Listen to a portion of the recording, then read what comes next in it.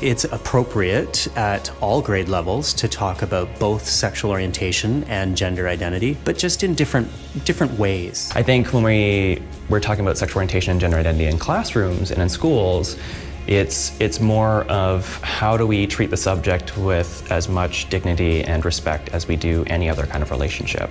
When we talk about, whether it be kindergarten to grade 7, talking about home life and relationships between, your mom and your dad. Maybe this child has 2 moms and maybe this child has 2 dads. It's the same thing. We're talking about relationships. The way I approach these topics with early primary students often begins with a book. It starts with a story, for sure. It is in the curriculum for us to talk about family and family diversity, and that's a really natural way to talk about it. And at their age, 6 and 7, they're remarkably open and accepting if that's the tone that is set. So it's actually not as difficult as it seems, I don't think.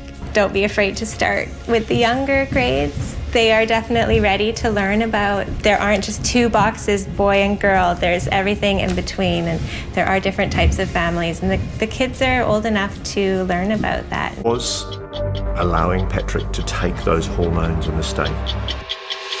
This Aussie mum helped her 12-year-old son to become a girl. When he was young, he would dress up in girls' clothes, and at one stage he did say to me that could he be taken to the doctor to be made into a girl.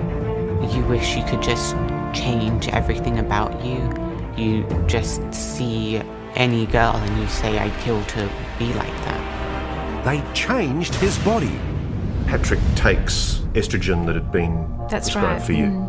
He was on a pathway to create a life for himself as a female. I felt like I was on the right track to becoming a girl.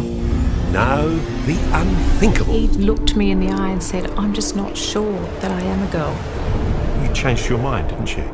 Yeah. Is it too late to take it all back? Your boy's got breasts.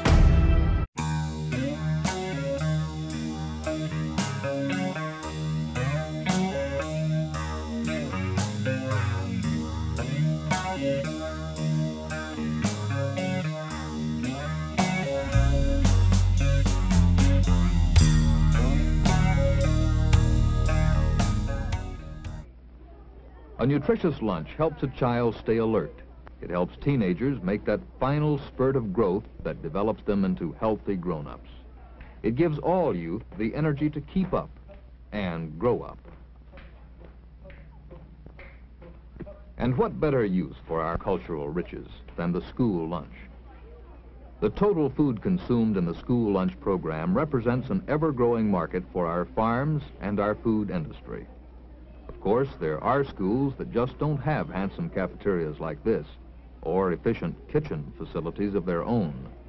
But this hasn't stopped some schools that lack such facilities. They still have a lunch program, a different kind.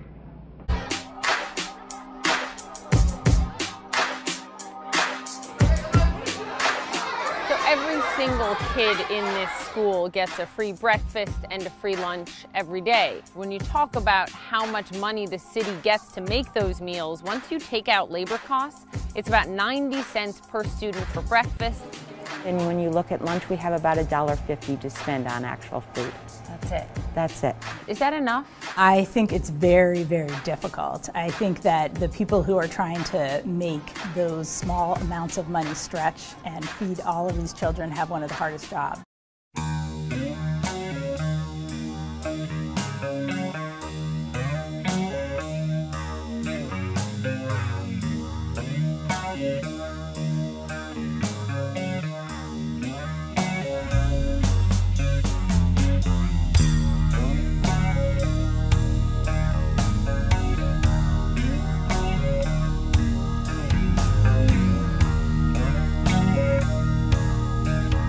In class, in the hallways, and all throughout Nevada Union High School, an undercover agent worked for 3 months to find students who were dealing drugs. This morning, 6 students were arrested. I knew a lot of them, and it's kind of, I feel bad for them, but at the same time, they shouldn't be doing that. Senior Brian Haycraft says, until today, drugs were prevalent on campus. Yeah, it was all over the school. So 6 students, that's not a surprise for you? That doesn't seem like a lot? I think there should be more.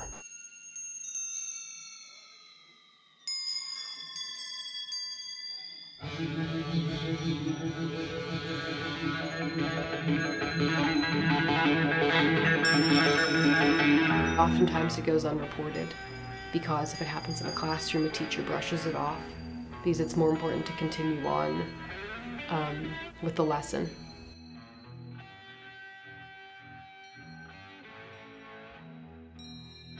A boy talking to a girl in class whenever that girl obviously isn't comfortable, that's not flirting, like that's an actual problem, and the teachers need to stop brushing it off as a joke. Some people were just like very frightened of like what would happen if I told this person to come after me, or will I get beat up, or will I get humiliated.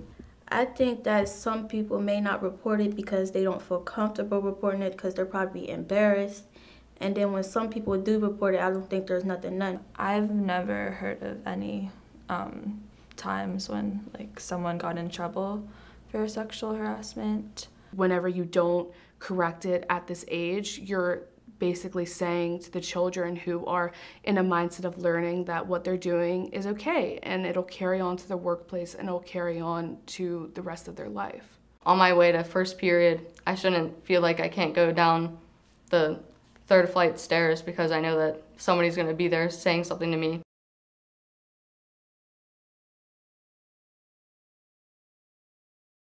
I think sexual harassment happens to a lot of people. But usually it's just like the little stuff that's really normalized. For the most part, I see this happening at school in hallways whenever classes are switching. You can see incidences of verbally harassing people, like catcalling people. People grope each other, touch people when they're unwanted. Unwanted touching. And then there's also, some through social media. They get picked on over social media, then it gets brought to school. Certain things that get said to girls based on what they're wearing. Whores, sluts, hoes, foul language. It's a source of anxiety, it's a source of stress, and it may not seem like a big deal, but maybe that girl has to think about that every single time she steps into the school.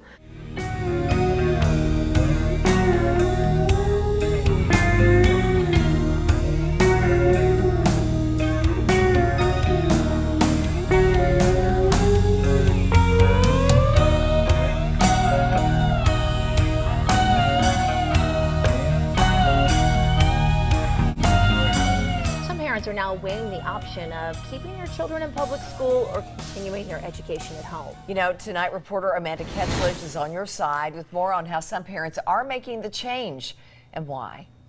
My daughter was a kindergartner when Sandy Hook happened, and I remember standing at the bus stop where we picked the children up with a neighbor, just crying, thinking that could be anywhere. It just is way too close to home. Okay, let's trace these one more time. Nowadays, Mandy Tejan teaches her 3 children right in the comfort and security of her own home. Reports of violence in schools wasn't the original reason Tejan began homeschooling her children, but she says it's a big reason she's still doing it.